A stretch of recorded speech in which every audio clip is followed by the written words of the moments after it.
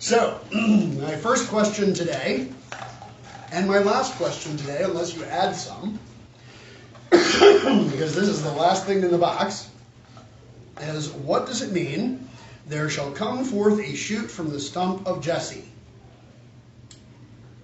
Plant versus human. So,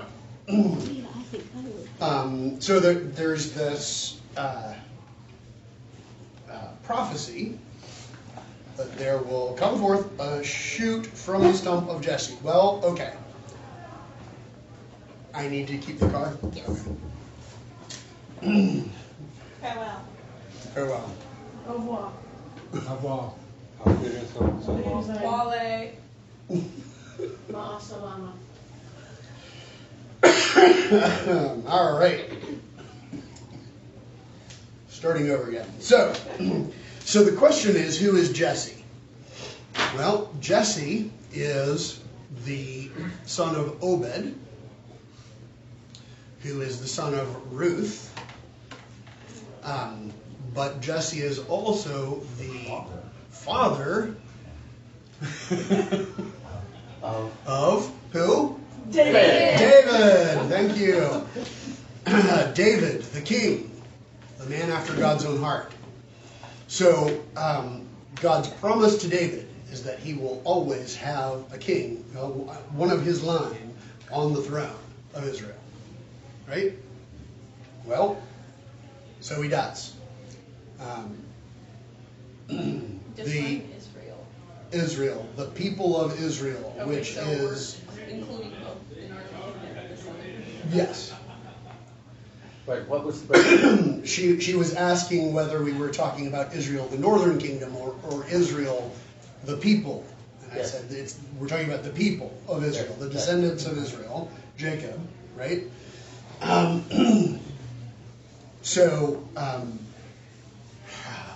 do we, there's always like this question, how far back do you go and how far? Yeah. So Jesse is the father of David. David is the king, who is a man after God's own heart, and to whom God promises that he will always have a descendant on the throne of Israel. Okay? Well, what happens then? Well, immediately after David's son, Solomon, the kingdom is split into two kingdoms, right? The northern kingdom of Israel and the southern kingdom of Judah. And it goes on that way for hundreds of years and hundreds of years. And then the northern kingdom gets wiped out and the southern kingdom gets carted away to Babylon. And so what has happened? The tree of Jesse has been chopped down. It's a stump.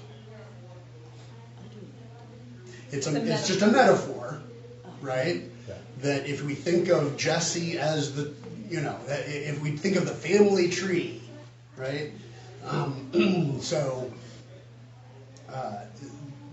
Rising and putting out branches, well, it's been cut down, right? But not completely. We all know, I hope, we've all seen at some point a stump that's been cut down, a tree's been cut down, and then there's a sucker that comes up from the live roots, right? So, hundreds of years later, and the Zerubbabel and Nehemiah and Ezra, right? They come back from the Babylonian captivity, and they, sort of rebuild the walls, and they sort of make the temple usable, sort of, and they live their lives, and they're poor, they're surrounded by enemies, they're just kind of getting by, but this is the remnant, right, of that tree Okay, the tree. If you think of the whole tree of Israel, right? This is the remnant of the people of God who have come back because they want to be faithful to the covenant, right? And Ezra and Nehemiah reteach them the covenant, and they all weep, and right, and so so they finally learned the lesson not to go after other gods, and now they're trying to strictly follow the law, but it never, like the kingdom never comes back, right? It's always a province of some other empire, right? So now, just because they come back from the Babylonian captivity does not mean they're not still.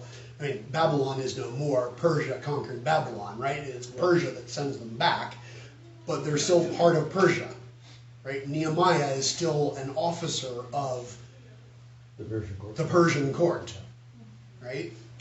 And he gets favor, right? And he gets to do what he asks to do, but that's not the same thing, right? And so then after that, the Alexander the Great comes through and conquers all of it, all the way to India, right? And then Alexander dies. Alexander reaches the end of the world and weeps because there's nothing more to conquer, and and then dies, right? And his generals divvy up his empire, right? And so now, I mean, they're all really Greeks, but now we're under the Syrian Greeks, right? Who are the Seleucids. The Ptolemies are in Egypt, right? These are all Greeks now. The Ptolemies are in Egypt. Technically, they're Macedonians. Well, yes. They consider themselves Greek. They consider themselves Greek. The Chians don't think so, but that's a whole other topic. So, so they're Greek speakers, right? They're native Greek speakers. So the Ptolemies are in Egypt. The Seleucids are in Syria. So Syria. So the Seleucids have taken over, and the Seleucids. So the Jews who are in the what we would call the Holy Land, right? They're under these Greek-speaking pagans, and you know how the Jews are.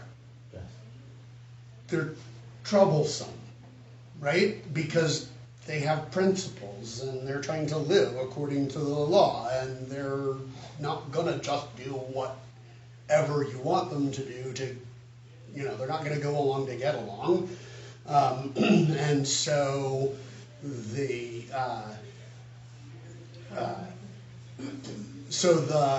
Maccabees, right? The Maccabees rise up, right? Because they're not allowed to do what they want to do. Because they're not allowed to use the temple, right? Or circumcise their children. Or circumcise their children. And so the Maccabees revolt against the Seleucids. And so then, we've talked about him before, Antiochus Epiphanes. Antiochus IV is a Seleucid king of Syria, right? He comes in and desecrates the temple by sacrificing swine to Zeus, I believe. On the altar. On the altar. Oh, no way. That's terrible.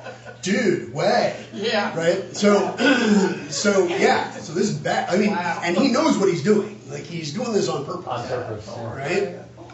He's trying to do And that. he's trying to stamp them out. Right? And so they finally fight back and win back the temple. And so they reconsecrate the temple, right? And this is where Hanukkah comes from. They reconsecrate the temple, and they don't have enough oil for the lamps to go as long as they should, and it just miraculously does, right, for 7 days. And so the Maccabees kind of hold on to this little Judean kingdom for a couple of generations, right? But they're not of the line of David. It's not, we're not back to, right, the prophecy, but they're kind of holding it together for, a homeland for the Jews, right? And Rome comes in and just squashes everybody. And, well, actually, yeah. The Herods are involved in that too, but we won't get into that right now. So finally we are under Rome, right? And the Herods, who are not Jews. They claim to be because they married into the Jacobean, or the Maccabean line. Jacobean, I know, right? I'm getting my Hebrew and my English history mixed up. So this is, it's all a mess. Nothing is as it should be. But the stump still has live roots. Right? The people who are descended from David know that they are descended from David. And one of them happens to be a contractor who was born in Bethlehem and moved to Nazareth, which is a settlement city, right? It's a Jewish settlement, just like they have settlements where they're trying to push their influence out into the Arab territory nowadays, right? And there's, international incidents over this, right? They've been doing that for thousands of years, right? So Nazareth is a settlement town, right? And Joseph, the builder, happens to be betrothed to this girl. What's her name? What's her name? Who also probably is descended from David, right? And the shoot breaks forth, right, from this old dead stump. And the Son of David, right, which is one of the titles for Jesus, right, because he is the Son of David, both literally and figuratively, right, he is now on the throne of Israel forever and ever. As a human being. Right? He didn't become a human and then go back to being God. Right? Like, he is God. He became a human being. He's still a human being. He's still God. He's still God. And he's on the throne of Israel. He is our ruler. Right? And the prophecy, the promise that God made to David is fulfilled. So that is the answer to what does it mean, there shall come forth a shoot from the stump of Jesse. So, I think it is, yes. Metaphor. So it's a metaphor. Thank you. But that's what the metaphor is all about, right? Thank you for That's the history. it's kind of like, I heard another preacher use this, and I'm just gonna share it with you. I've never used it in a sermon just because. Plagiarism. Yeah, I just never, Good reason. But I thought this was so great. There was and I don't remember all the details, but there was a battle in the North Sea, a naval battle in the North Sea during World War II, and Scapa maybe. That's where my husband was. Okay. And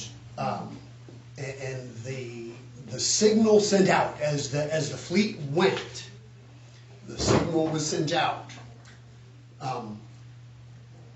England expects, England expects that every man shall do his duty. Well, what the heck? Why would you bother to send that out? Well, I'll tell you why. It's because that's exactly what Admiral Nelson signaled with flags to his what? Really, Nelson? Nelson, yes. Really, Nelson. Really Nelson. In his great battle in the Mediterranean, right? So against Napoleon. So what Prime Minister Churchill is doing there, right, in having that message sent, is he's ringing the big bells, right? Like, this is something every member of the Royal Navy knows.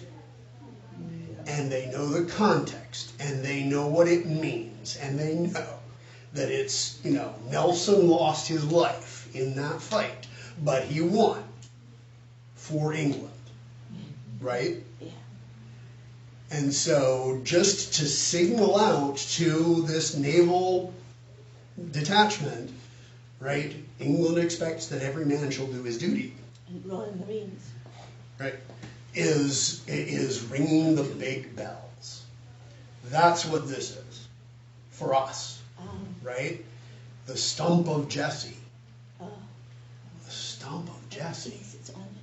Yeah. It's hundreds of years of waiting, just waiting and praying that God would keep his promise. And he does. Great is thy faithfulness. He does. Right? He does keep his promise. Smack back. So there it is. What a wonderful Follow-up questions? answer. What a wonderful answer. Now, I just want to make a comment. When Mary said something as simple as Israel the people versus Israel the place, it's that, like, a light came on, because every time Israel's mentioned, is he talking about a place? Is he talking about Right. people? Well, and I that's mean, it even happens today, but that's right. That's right. But and I'm thinking, through all the songs and all of Isaiah and Yes. things that he's talking about David. Right. He's talking about Jesus. So, Right. Yeah. Right. A lot of the prophets use Ephraim, right? Well, Ephraim was the largest tribe of the northern kingdom, right? And so that stands for the northern kingdom of Israel, right? Ephraim. Well, how would you know? Israel stands for Judah. Well, no. Ephraim stands for the northern kingdom of Israel, which split away from the line of David, right? But is still part of the covenant people. Yeah. It's just not keeping the covenant, right? So, yeah, so you get lots of these, like,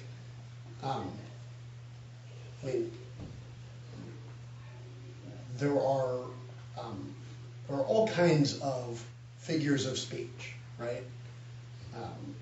Where a synecdoche, a part stands for the whole, right? So Ephraim is a synecdoche. It's the same way we use the word when we say the White House said today. Well, obviously the White House didn't speak, right? The White House is a synecdoche. What's that? It's a metonymy. A related word. A related word. Yeah. Yeah. What you mean is the whole engine of the executive branch, right? That whole thing. And I would include the White House in that. So, I would call it synecdoche. But yes, I mean these the nuances are are endless, right? We could argue those things all day. So metamor. I can't say it. Metaphor.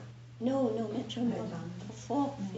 When a man. Metonymy. No, you know, like the Olmec changes. heads, the Olmec. Metamorphic. Metamorphic. Metamorphic. I couldn't say it. What's wrong with my tongue? Yes, that's. When something changes, right? No, it's an animal. It's got a human and animal features. Right. So. So making the White House human. I was just being funny. Right. So yeah, it's like an anthropomorphism. Anthropomorphism. Why is that? That's what we're looking for. So there are all kinds of those. But back to your original point, Janice, that's really important. That, I mean, how many of us actually read our Bibles? A. B. Part of the reason we don't read our Bibles is we don't understand them. C. Part of the reason we don't understand them is because we haven't read them. And we haven't learned enough about them, right? So you know how I have the whole kind of structure of Hebrew history in my mind? You know where I got that from? It wasn't from reading the Bible. It was because my Aunt Roberta gave me a comic book Bible when I was a kid. And I read the thing cover to cover because it was fun. And because of that, I have this sort of story arc of, right now, obviously, I have a master's degree in divinity, and so I've studied the Bible a lot more. Right? The actual Bible. But the original structure that I hang, the pegs that I hang things on comes from that silly comic book Bible that gave me the history without much else. Right? I used that when I was teaching junior high Sunday school, and I thought well, this will get their attention, but it got more than their attention. And I remember David Batchelor absolutely loved it. He read it cover to cover. Yeah. Talk about a kid that felt close to God. That was, Yeah.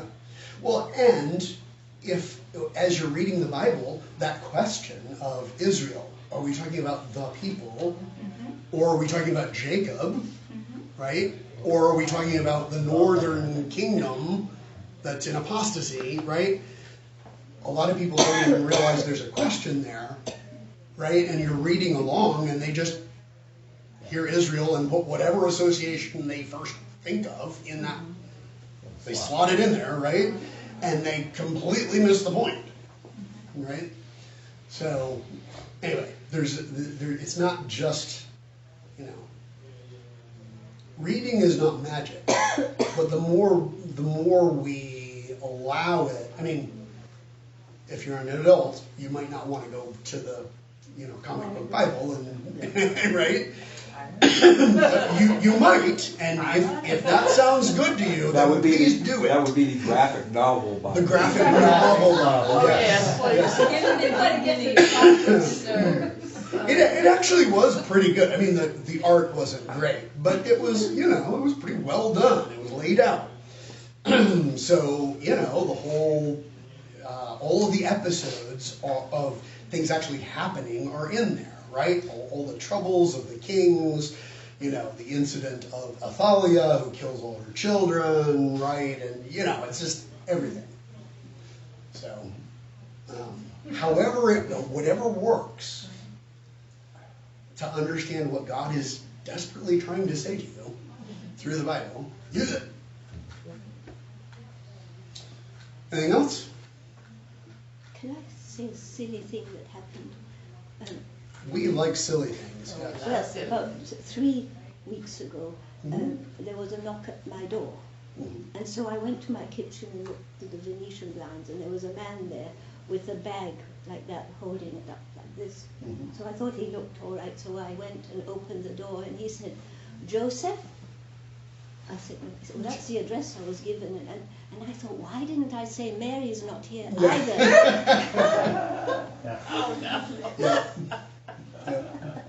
It's true. Well, and here's the other connection with Joseph, now that you put it in my mind again. Joseph, who's he named for? He's named for Joseph from Genesis, who's a dreaming prophet. Well, what happens with Joseph? God speaks to him in dreams.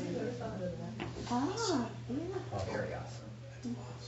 You tied that into one of your sermons not too long I have. ago. Yeah, I have. Yeah, it was kind of like a. And it's kind of an aside. It was kind of like a light bulb about Yeah. Israel. Yeah. It's like, oh yeah, that Joseph is like the other Joseph. Right. Can I ask a question? Yeah, please.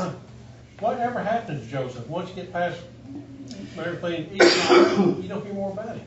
Yeah, you don't hear any more about him. Wonder whatever happened to him. So presumably, he has died No. by the time Jesus reaches, the age of around 30, when he begins his ministry.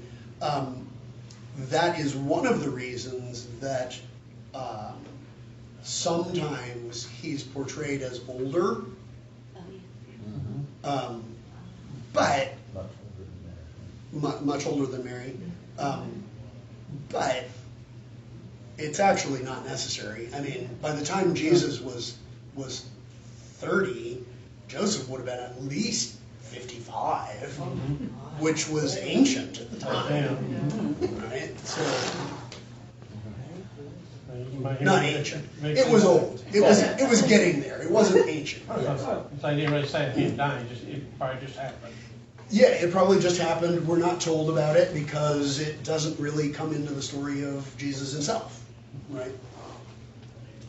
So I have a particular fondness for Saint Joseph.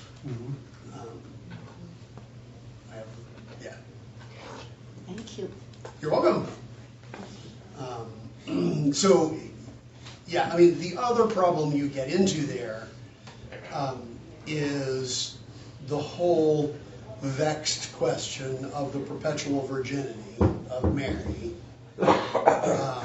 And it's a little easier to imagine that Joseph never actually slept with Mary if he was old and decrepit when he married her.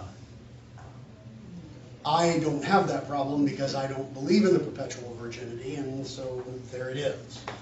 But it was taught very early in the church, and so You could be wrong. so I could be wrong. Could be wrong. No way. That's impossible. I know. Everyone listening at home, write this date down. Possibility. Yes, it's not a certainty. It's just a possibility. You're so silly. But, I mean, all the references to his brothers and sisters, I know that's supposed to be named, could be his cousins. Right, they can be explained other ways. They can be translated other ways. But but the natural reading of those passages would indicate that he has more family with Mary, and I don't see any reason to interpret it away from that interpretation unless you a priori think, Believe in the perpetual. unless you already think that it has to be that Mary was always a virgin, right? I don't think it has to be. My only concern with that is Mary's reaction when Gabriel comes and says, "You will become pregnant." Right. And she goes, "Well, how is this going to happen?" How's that going to happen? Well, you're a young woman who just became betrothed to a young man. The usual way would be, that might be her normal thought. She would be like, "Well, yeah," unless she had some reason to think no, Right. she's not going to. Right. That's my only. And there are issues that I sit on fences Sure. on. Yeah, scripture. and this is one of those for me. Right. I'm like, it could be, it's been a pious belief of some people. I can't think of a reason why that needs to be so. Right. And I can think of a diabolical reason for saying that it was so, If it wasn't. Yes, if it right. wasn't, Yes. right? So, and that is, if you want to take the Greek idea that sex is yucky, Oh. right? That sex is bad and is not good the way God made it, right? Now you have a reason to say, well, Mary must have been a virgin forever then, right? Yeah. But that doesn't occur till the Middle Ages, so it's, The which? well, that, The idea? yeah, that sex is bad thing. Oh no, that's a Right. very Greek idea. Oh, is it? Yeah, Greek? yeah, that's a very Greek idea. That whole matter versus spirit. I mean, yeah. Yucky flesh. Yeah, yucky matter. well, no, it's not even entirely that. It's even that, I mean, some of the Greeks had this weird idea that pederasty was actually more natural, right? Because you're with someone like yourself, right? Yeah. And women are yucky. Like you just have children with them. That's all they're for, right? That's very Greek. I mean, some of the Greeks did believe that women existed to punish men. Right. So, Well, So did I. be careful. Well, They had a We point. can see why they would come up with that, but on the other hand, we may be here to punish all. That's right. So the whole, I mean, we know that at the beginning of Christian theology, right, as when people started thinking about this stuff, right, as opposed to just Jesus is Lord, that's awesome, right? It really was kind of a fruitful marriage of Hellenic or Greek philosophy and Hebrew piety, right? So we know that happened, right, in Christian theology. That's, I mean, for most of what that does, that's a good thing, right? Or else we can't really be Christians. Sorry. But I think that I believe that that particular notion crept in with the rest of the Greek thought when thinking about good and evil and sin and all of that. And it's more of an attitude than an actual thought, right? And that creeps in, and that gives us that whole medieval then sense of, you know, sex is evil, and if you really want to follow Jesus, you need to be celibate, and all of that kind of stuff. So, With that being said, then what's your thought on the Immaculate Conception? oh, okay. So, We don't have time. so that's a different issue. All right. So, the perpetual virginity is actually taught by one of the early councils. Okay. So I can't just dismiss the perpetual virginity. Okay. I can dismiss the Immaculate Conception. Okay. explain to me what the Immaculate So this is what most people don't understand, which is why they don't get it. Most people think that the Immaculate Conception is the idea that Jesus was born of a virgin. It is not. The Immaculate Conception is the idea that Mary herself was without sin and therefore was the proper vessel to carry the eternal second person of the Holy Trinity. So Okay? that she was immaculate. She was immaculate. Yes. conceived. No. Well, no. She was conceived, the technical language is that she was conceived without concupiscence. Concupiscence is what some of us might call original sin, right? It is that aspect of me that even though as a baby I'm not culpable for anything yet, It's still all about me. it's still, well, no, concupiscence is that aspect of me that is going to lead me to sin, and there's really nothing I can do about it. Okay?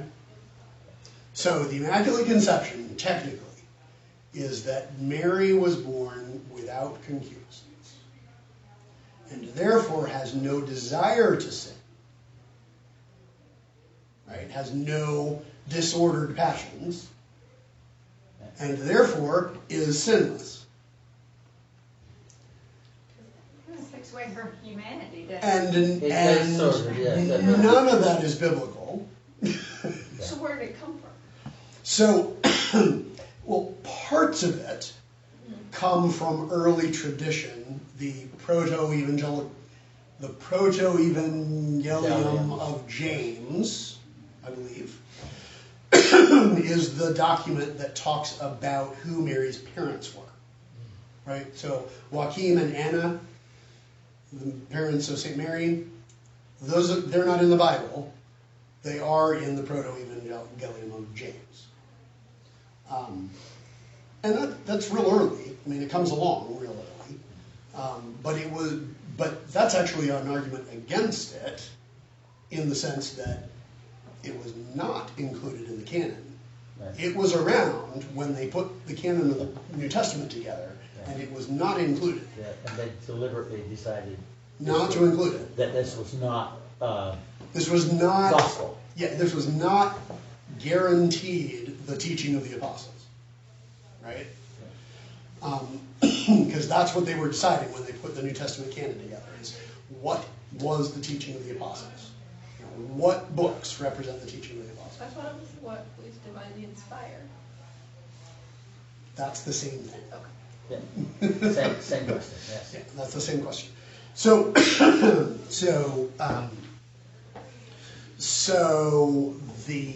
what was I trying to answer now? Immaculate Conception. Immaculate Conception, Proto-Evangelium of James. Where did it all come from? Yeah. So, yeah. So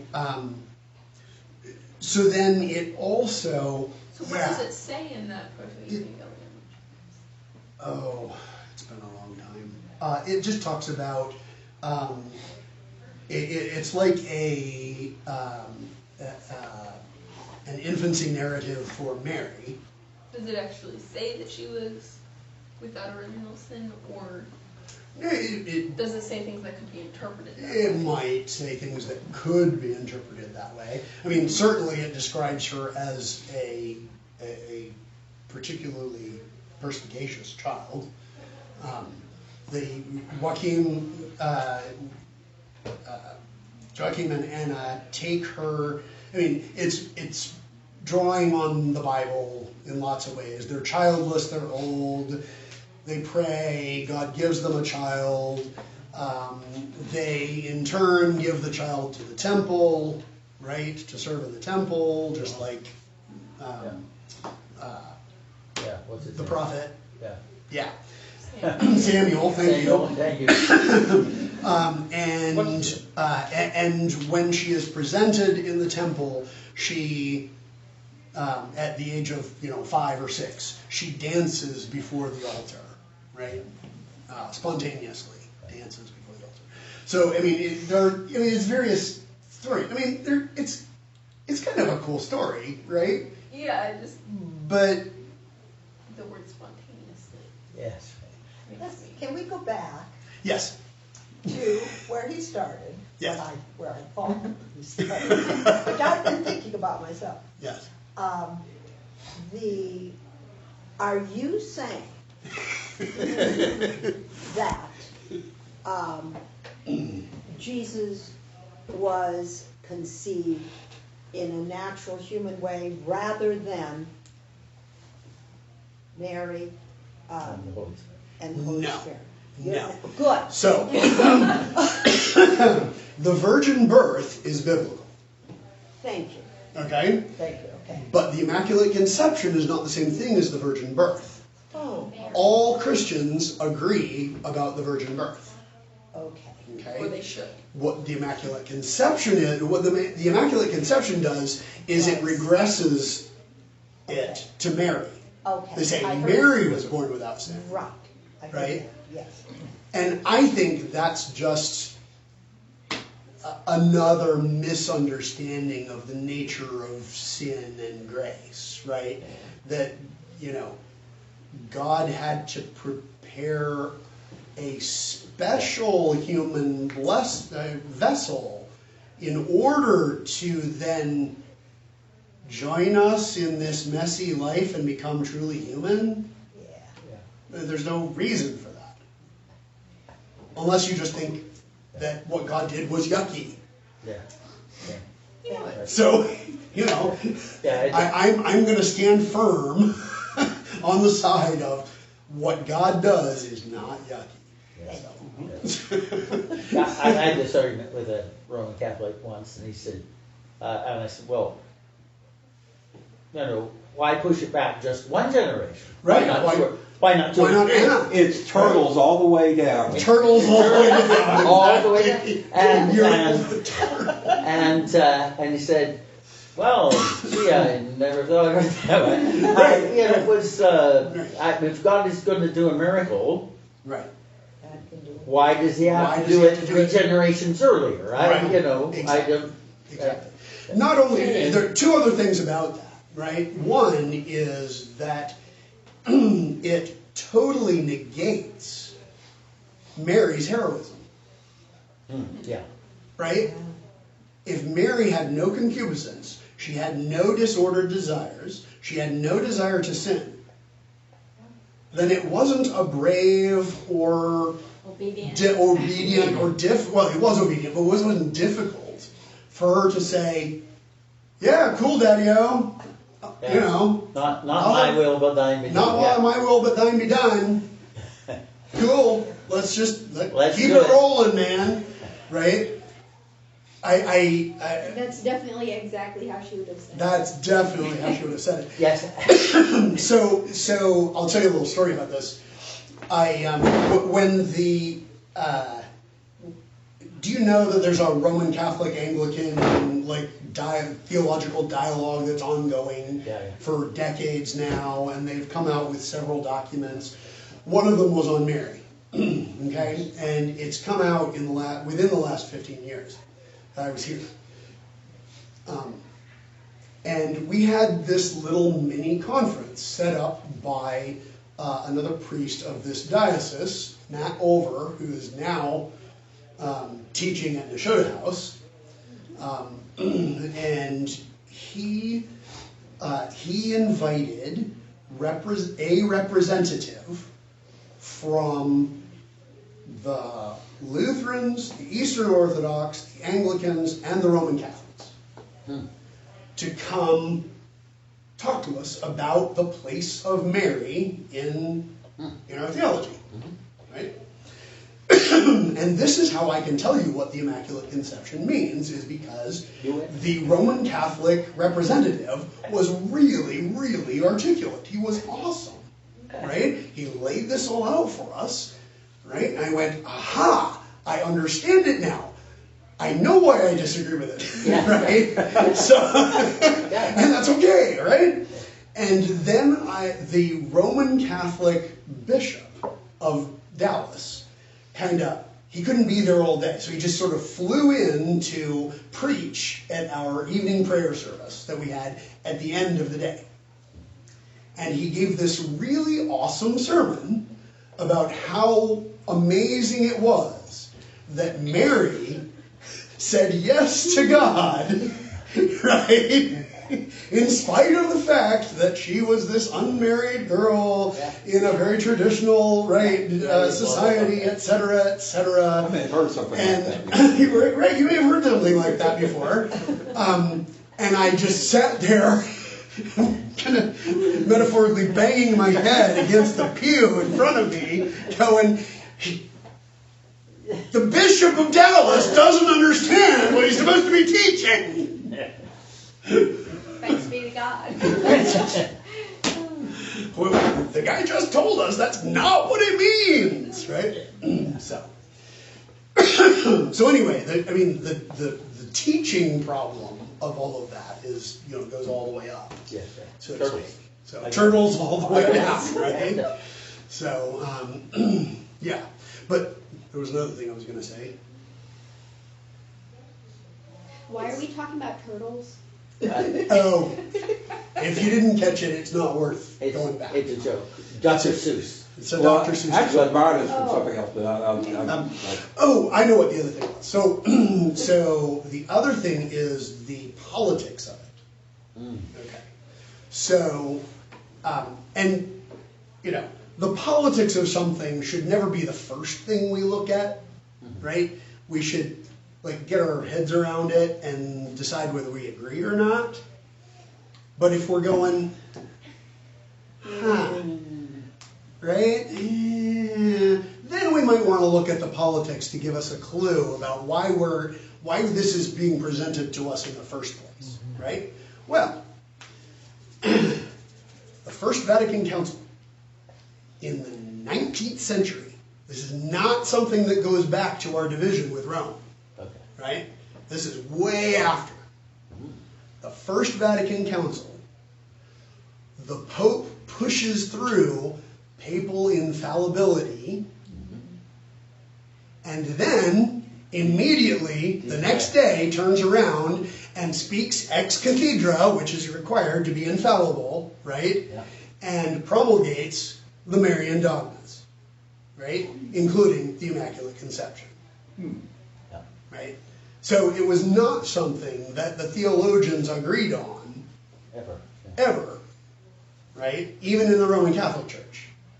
It was just that particular pope, and I forget which one it was, but that particular pope really believed that stuff, and he was on the dime when they declared papal infallibility at the First Vatican, and so now he all could do Roman that. Catholics have to believe it. And so now it is dogma, and all Roman Catholics must believe it to be saved.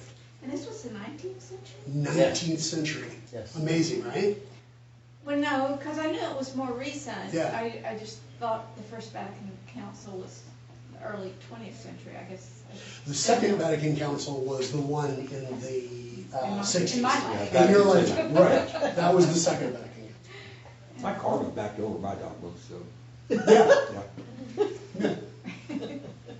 So, yeah. It took her a while. So we've been all over the map now. Yeah. Any follow-ups to any of that? What happened at the Second Vatican Council? At the Second Vatican Council, they threw out the church. The Second Vatican Council is really interesting, actually, because in some ways, it has been described as Pope John the 23rd dragging the Roman Catholic Church kicking and screaming into the 19th century, right? In the 20th century. So, there are some ways. Language was one of the main things. Yes. So in some ways, they came around to what we had been complaining about for 4 centuries. Yeah, right. 3 centuries, right? Yeah. On the other hand, they did it at the worst possible time, right? The 60s and 70s were the zenith of the destroyers, right? Does anything matter? No, Does anything probably matter? Not. No. Like sex, drugs, and rock and roll, okay. you know, Okay. free, yeah, right, no fault divorce, the sexual revolution, the pill, like all of that stuff, right? The whole, The Pope, yes, I remember correctly, in that era, yes. okay, there was a really good Pope, and was it not Benedict? John No, Paul? No, it I hasn't been a can't remember. Benedict for a while Okay, before but the 16th. it was a Pope who wrote something about this, the pill and, Yes. and Yeah, yeah. contraceptives. And I mean, if you go Saint back and Tesmus read on his this. circular or whatever, you know, they call Yes. it, he said, if you do this, Yeah. then historically this is gonna come, and then this, and it'll Right. evolve, and Right. we are right where he said. And that's Lord, where we are, right. That Right. was John the 23rd, I think. was I, it I John? think it was his It- successor. whoever it was. In that- any case. Yeah, I think it was Paul VI. okay. But yeah, You know, but the ox was out of the barn at that point. Yeah. You know, and so basically what happened was the Roman Catholic Church finally and belatedly admitted, without admitting, that the reformers were right about some things. And then, But they were wrong to do it. but they were wrong to do it, but they were right about the principles of That's it. right. Right? And so they were going to do the same thing now, but then that was during the 60s when the whole culture was going to hell in a handbasket and taking the Catholic Church with it. So it's like down the sluice way, right? Just so all of the changes coming in, right?